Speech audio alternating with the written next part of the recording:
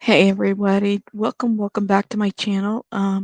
This won't be a very long live because it's late, and also I just wanted to bring some updates to what's been going on here with this case. Shout out to everybody. Thank you so much for being here. Shout out to everybody from the different sides of the world. Shout out to you, Speedy Squirrel, everybody. Spooky Paws, 3 and me, SW. Thank you guys for being here and everybody else that's in here. So I wanted to talk a little bit about something that came into my comments. This won't be a very long live. I had made a comment when I was covering this story earlier about how somebody had said in my chat that the father was being criticized and attacked over having left his child and the way he responded to the situation. And somebody left a comment here and said, I think the criticism about the dad is that he took a young girl to a strange country with no one to look out for her, when obviously she had a mother. Why take her on such a dangerous journey and then put her at risk when she had someone who could have watched out for her and he could still have sent money home?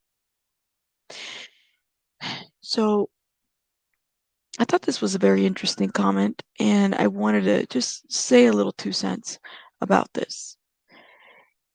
The criticism that was coming to the father was that he was being accused of having something to do with his child's murder. He was suffering, and he has suffered enough. All right?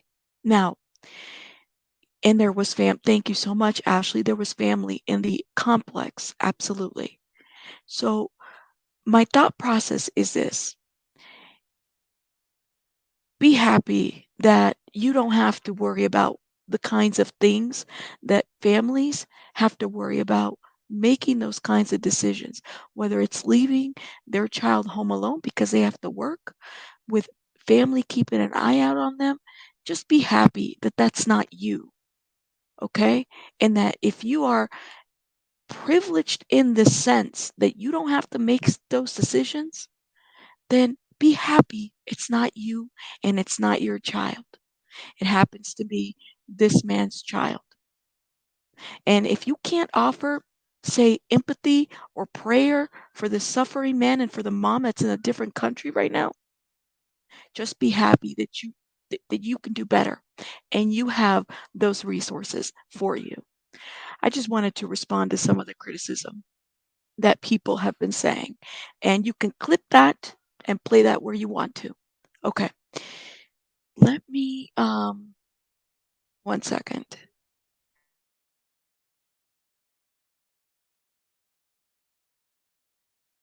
I want to play a little bit of this clip. So we have some breaking news, I guess.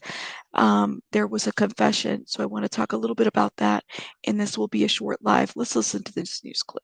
1 week after a Pasadena girl was found sexually assaulted and strangled inside her apartment, the search for her alleged killer is over. Juan Carlos Garcia-Rodriguez was arrested in Louisiana today. He is charged with the capital murder of his neighbor, Maria Gonzalez, and will be extradited to Texas. ABC 13's Shannon Ryan joins us live from the Main Street apartment complex where that murder happened. Shannon, you spoke to one of Garcia-Rodriguez's roommates at that complex. What did he tell you? Tom, we did. Well, just take a look at this outpouring of grief behind us. This is a crime that has shattered this community, and his roommate tells us he's no exception. His eggs still on the counter, beans sitting atop the fridge. Juan Carlos Garcia-Rodriguez's roommate shows us the few things he left behind when he skipped town. You may recognize his bed. It's the same one he's sitting on in this wanted photograph Pasadena police circulated. I thought he was a good person, honestly, but no, he's not a good person, his roommate told us in Spanish. He asked we conceal his identity. Now that Garcia-Rodriguez has been arrested, accused of killing their neighbor, 11-year-old Maria Gonzalez, last Saturday. Her apartment in plain view of their own. Family believe he waited for her father to leave for work. His roommate tells us he didn't realize anything was wrong until the girl's uncle came to their apartment. Wow. Her father eventually found her body under her own bed. She'd been sexually assaulted, strangled, beaten, and placed in a trash bag inside a hamper. 2 days later, Garcia-Rodriguez told his roommate he was leaving town for a job. When they asked for his key, he said he was going to hold on to it. We now know police believe Garcia-Rodriguez left his key at the scene. Police didn't realize that key opened the door to his apartment until after he left for Louisiana, where his immigration sponsors live. He was booked into the Caddo Parish Jail Saturday, to his roommate's relief. Carmelo Gonzalez, Maria's father, nearly collapsed while speaking with our team yesterday. He is so devastated still. He sent us a statement today telling us his arrest brings him some peace, but he wants justice. Live in Pasadena, Shannon Ryan, ABC 13 Eyewitness News. Yes, thank you guys. And I am out of camera because it's pretty late here on my side. Hold up, let me just stop sharing this real quick. I just wanted to give an update. So the article that was posted reads that the 18-year-old arrested after confessing to the Pasadena. Hold up, y'all. Let me share it because it just went away out of my screen. 18-year-old arrested after confessing to Pasadena's 11-year-old murder, the 11-year-old's murder, sexual assault sources say. So they don't really identify the sources that say that he confessed, but it sounds like after he was arrested, he confessed to the murder as well. Okay? Juan Carlos Garcia-Rodriguez had been living at the main village apartment for 3 to 4 weeks when Maria died. 1 week after a Pasadena girl was found sexually assaulted and strangled inside the apartment, the search for the suspect in her murder has ended. Pasadena police confirmed 18-year-old Juan Carlos was arrested by Shreveport police. Records show that he was booked into the Caddo Parish Jail Saturday. He is awaiting extradition to Texas. Sources say he made a full confession. They're not saying what sources, but apparently sources have said that. So the roommates were interviewed. They're saying, we thought he was a good person. Turns out that that's not the case. The roommate asked ABC 13 to conceal his identity, which would make sense, right? Especially if they're undocumented. They would probably want some type of anonymity. Yeah. So after he was arrested, he confessed. Now, what does that confess?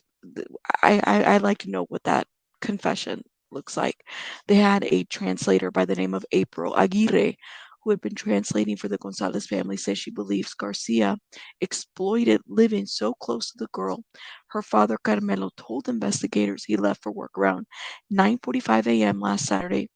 At about 10, he received the text from Maria that someone was knocking at their door. Police now believe that the man was her neighbor, Garcia. Okay.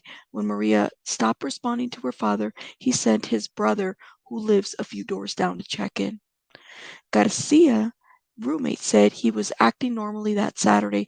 The roommate did not realize anything was wrong until Maria's uncle knocked at the door searching for her. He checked in the room, the closet, looking for her. Maria's father also came to the apartment around 3 p.m. Police said Carmelo found her body wrapped in a trash bag inside clothing hamper underneath her bed. She had been strangled, beaten, and sexually assaulted. 2 days later, Garcia told his roommates he was leaving town for a job. When he asked for his key, he said he was going to hold on to it. He said, "It's not going to be long. I'm coming back. It's fine." Pasadena police believe Garcia left his key at the scene. However, the chief said investigators didn't realize that the key opened the door to his apartment until after he left town Monday. In January, Garcia, a Guatemalan national, self-surrendered to U.S. Customs and Border Protection in El Paso. He was released to his immigration sponsor in Louisiana. The chief said they lived in Baton Rouge area. At a Friday's press conference, he told reporters the department attempted to contact them unsuccessfully. Garcia's roommate told ABC 13 the arrest makes him feel better. After nearly fainting at the vigil Friday evening, Carmelo asked for time to grieve. He sent out the following statement: "We want to say thank you to the Pasadena Police Department, the Louisiana Police, and any officials that participated in bringing this cold-blooded murderer into custody. This arrest has brought the family and the community some peace.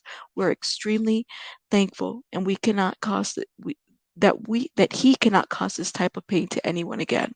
I ask for those in charge to give us justice.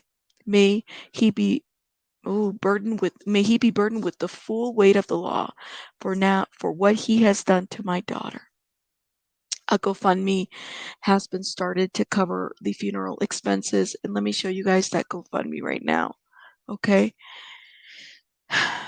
I'm going to show it, and definitely we will share it, helping the Gonzalez family with funeral expenses. So they're close to their goal. All right. This is April Aguirre, the one that's translated. It was created 2 days ago. I'm going to put the GoFundMe link in the description box for those that are interested in donating.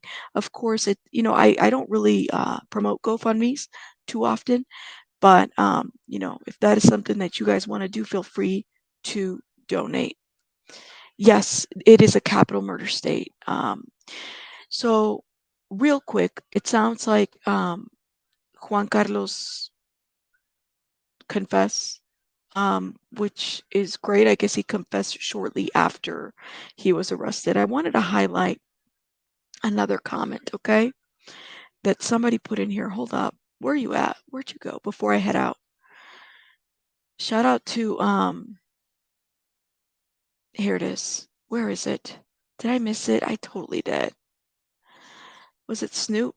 Yes, shout out to Snoop. He says, yeah, that would be a terrible position to be in. As someone trying to provide for a family, I feel bad for them.